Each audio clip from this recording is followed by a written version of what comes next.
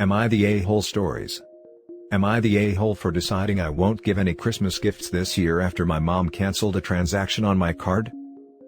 I'm still angry over this and I may not write very well, and also, I probably don't judge the situation very well being this angry, so I came to you. I'm a student. I have a student bank account, where my college gives me money for transport, when we had physical classes, or scholarship. These kind of bank accounts have no fees, but are age restricted, can't have one if you're over 25, and need an overseer. When I asked the bank about it, they told me it's just a security thing, so I chose mom because she's more tech savvy than dad. Well, through some incredible luck, I managed to get only top grades last year, so I was awarded a study scholarship. Great. I've been saving it up, looking forward to Worldwide Black Friday, eyeing an amazing drawing tablet. I do digital art on very old intros. The tablet I was eyeing is as big as my monitor, is a display one and all around amazing. Black Friday rolls in, and Amazon Germany, closest to me, has it in stock at an amazing price. A price I could afford. I was so damn happy, I ordered it. Then I got a notice that the bank refused the card. I emailed Amazon, their customer service is so fast, and we went over the card details and such, making sure it was alright. It was, and they advised me to call my bank. It was odd, I had bought things online in the past with this card and it went through. I had enough money for it, even extra, so I thought maybe they had technical difficulties. But it was too late in the day to call, and they don't work weekends, so I left an email. Only to find out today, that for big transactions, they ask for agreement from the overseer and that man canceled the transfer. I was like WTF, and confronted mom about it, who throughout the weekend acted oblivious, and she told me that of course she couldn't let me throw money on something I don't need, and that I wouldn't have money for Christmas presents if I bought that.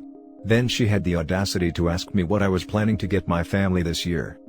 I told her that they won't get anything more than a bread shadow from me, and I went to my room and cried on the carpet. I missed out on the offer, I can't afford the tablet anymore, and it's all because mom wanted Christmas gifts. And no, I won't get her anything. Last year, she got me a blouse too small for me that she later took for herself. She can gift herself this year too. Bread shadow equals expression for nothing in my language. Edit. Thank you so much for people offering me money in the comments and DM. But I can't accept that. I'm really grateful for you trying to help, but I really can't take that. I'm really thankful for the offers and advice. Now for the top comments. Not the a-hole.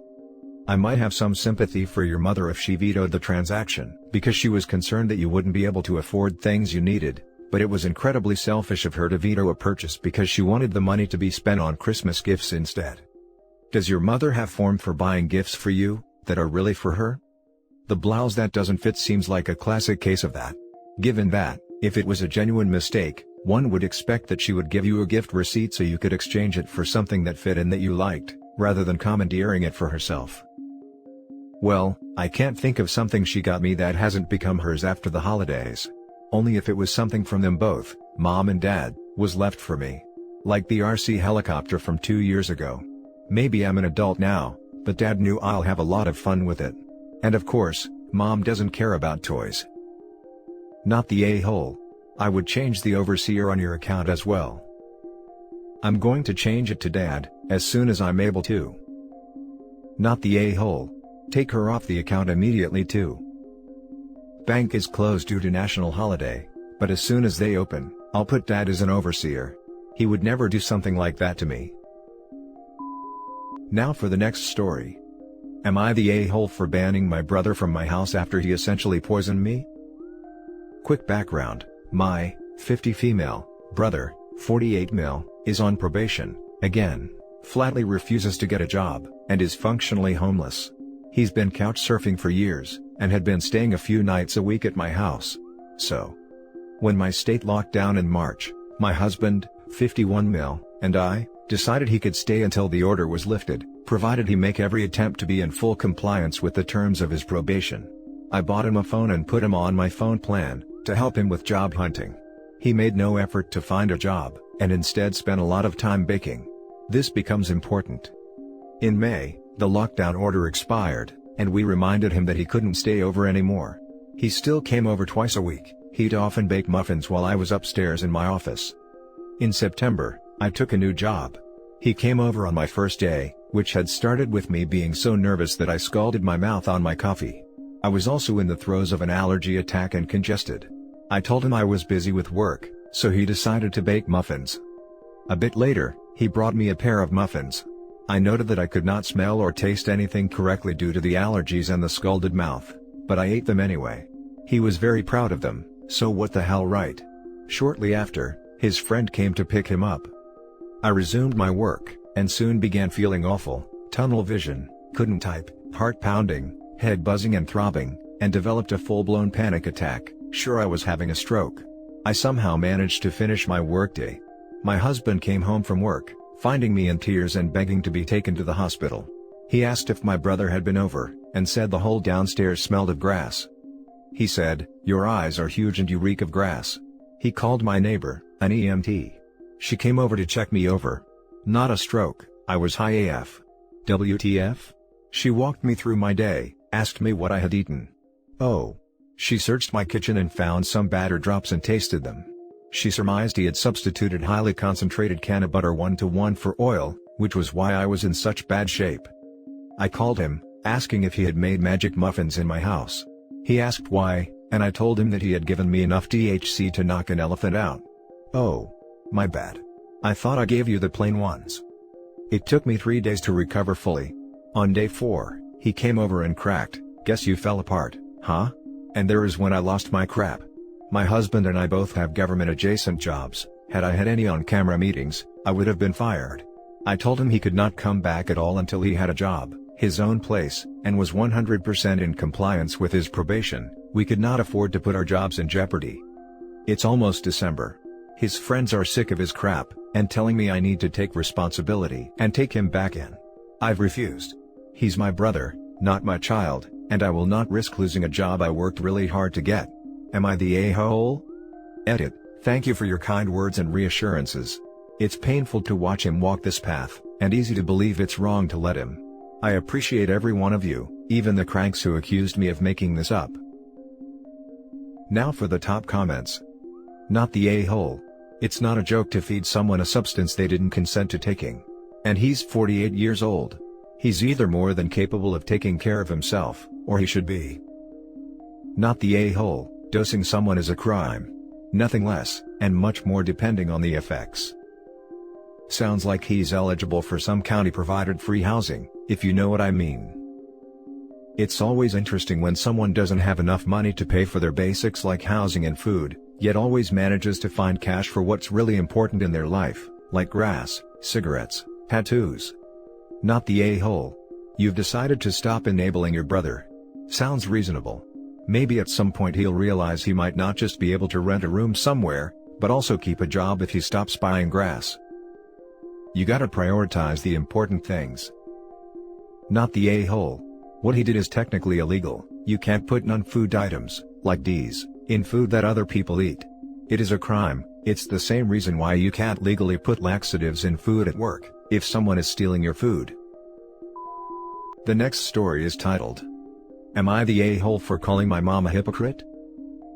My parents divorced when I, 16 female, was 5. They did not really get along all that good, though my dad did his best to make things better for me by trying. My mom got remarried 2 years later. She really pushed for a big happy family, and for me to accept her husband as my second dad and his kids as my siblings, which really didn't sit well with me. She hated that I didn't get along with his daughter who's the same age as me, and wasn't more happy with the new plans. When I was 10, I wanted a joint family party with my mom and my dad's side. The reason I wanted this is, I really wanted a friend party but knew nobody could afford it if they were already paying for a family party each. I asked my mom first, and she said never. That I had 2 families now and needed to get used to it. I always found that hypocritical, because she would tell me I needed to accept her new family for her sake, but she wasn't willing to accept my family for me. She would even make me the go-between, and get mad when my dad would talk directly to her instead of using me. One time I was with my dad, and my best friend and I, along with some other friends, made plans for a water park weekend. It was planned for my dad's parenting time, and then the week before we were supposed to go, the girl the same age as me found out and wanted to go. My mom asked me to invite her, and I said no. She then turned on my dad in front of me because of it. She told him it was his job to make me include her family, and that she wouldn't let me go if I didn't invite her along. My dad said it wasn't his job. My mom made a huge fuss about it during her next parenting week. After that, I chose to mostly stay with my dad. The thing about her new family was, because of her and her husband's attitude, the kids would tell me things like, I should be spending more time there versus with my dad, because I had more family, and I had a new dad and new siblings, etc. One time, my dad's parenting time arrived on the youngest kid's birthday, and there was a huge fuss made because I still wanted to be at my dad's, and not there for the party. The oldest got really pissy about me choosing my dad over them. Recently my mom tried to shame me again for not accepting them for her sake, if I couldn't even find it in my heart to love them. I told her she was the world's biggest hypocrite, because my dad was my family, and she did everything to separate herself and me from him. I told her she had no right to ask me to do that for her if she couldn't do the same. She said it was different, because she had been married to my dad and didn't like him. I told her, well, I had to live with her family for years and didn't like them. I know I can be stubborn and this has been an issue for so long. So, am I the a-hole for what I said? Now for the top comments. Not the a-hole, from what you've said. I don't know the full history between your parents, so I wouldn't want to say anything more. But from what you've told us, I think your feelings and your reactions are justified, but only having heard your side I would say that. Personally, I've found with family it's not always about equality, as much as it is just trying to get through it. I don't think your mom will ever see things the way you do, so it's up to you what kind of relationship you want to have with her and her family going forward. Given that you're 16, I imagine you'd feel a bit trapped at home regardless of what was going on. Perhaps once you move out for a while, you'll have a different perspective. Even the most problematic parents are easier to deal with, when you don't live with them. Dear God, no, you are not the a-hole. I would sincerely love you to show this comment from me to your mom. She needs a check in parenting. So, Mom, when you choose to have children with someone and your relationship doesn't work out, that's really hard. It is, however, your complete responsibility to always put your child's interests first. That means doing everything possible to not only maintain your child's relationship with their other parent, but to actively foster and encourage it. Your child comes before your own relationships, your partner, and your stepchildren. Your child has no responsibility to support your happiness. None whatsoever. Not only are you neglecting the needs of your child in this situation, but your behavior is actively harmful. I say this as a parent. I'm assuming you love your child deeply.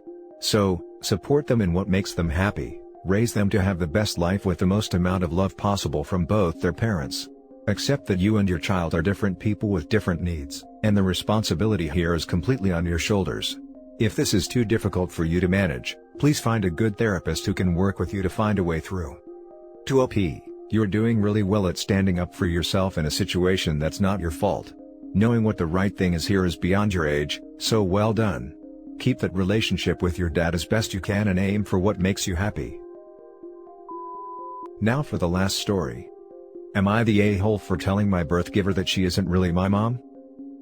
I'm 18 male, and my dad passed away the day that I was born. I have pictures of him and I idolize him, even though I didn't have the chance to know him. When I was 8, my mom remarried to her boyfriend of 10 years, yeah, she cheated. He moved in with his son the day I turned 9, and took over my birthday party as a relocation party. His son was 10 at the time and my mom slowly gave all her attention to my stepbrother. My mom spent more time with him, and helped him get along in life. My college fund became his, my room became his, my mom became his, and I went to live with my grandparents, Dad's parents. They took care of me since then, and I see them as more of a family than my birth giver. I call them Mom and Dad because they let me, and I grew close to them. Earlier this year, my grandma passed away and it hurt. I stayed with my grandfather and made sure that he was well taken care of. She had a will, and left everything to me because I'm the only person she was close to. I got a call from my birth giver, telling me that I should come home now and share my inheritance with them. This is the first time she contacted me since she shipped me off, and said I wouldn't give her anything. She got mad and went on a rant saying family is family, and family is supposed to look after each other. I told her to buzz off and that she wasn't my family. Her rebuttal was that she carried me for 9 months and took care of me. This made me upset because I don't care about the inheritance. I want my grandmother back, but that can't happen. I said she wasn't my mom before hanging up. I got a call from my stepdad later, saying I was disrespectful and I'm obligated to help them. I feel guilty and hurt, but maybe what I said was too harsh? Am I the a-hole for saying those things? I was hurt, but that doesn't give me a reason to be a terrible person. Now for the top comments. Not the a-hole. Your birth mother should be grateful you even took her phone call. You don't owe her, or anyone, anything. Her rebuttal was that she carried me for 9 months and took care of me. And then you dropped me like a hot rock for 9 years. Block number. Not the a-hole. You know darn well they'd be perfectly happy to go on pretending you didn't exist, if you didn't have something they wanted. You also know that's why your grandma didn't think they needed to be involved with the inheritance, not that they should have expected it anyway. They're not blood. Ignore them, and if they continue trying to harass you, look into legal options to make them back off, once and for all. All of this. Plus, this inheritance is from the mother of the son she cheated on. Egg donor can F off. Not the a-hole. Your mom treated you like trash, reallocated resources completely that were supposed to help you out, slowly shut you out of her life, and now she's asking why her now adult child won't help? Not the a-hole. She made her bed. She gets to come to terms with the fact she ran her son off. Right? The college fund wasn't enough for her, she wants to steal OP's inheritance too? Don't give in to her guilt-tripping OP, you don't owe her anything. And the next time she throws the "I carried and raised you" card, tell her that doing the bare minimum as a parent doesn't count. As for stepdad, you have zero obligations to him too. He can kick rocks. And that's it for this video guys. If you have thoughts to share, leave a comment below. Don't forget to hit like and subscribe if you like this content. I'll catch you in the next one. Good day everyone.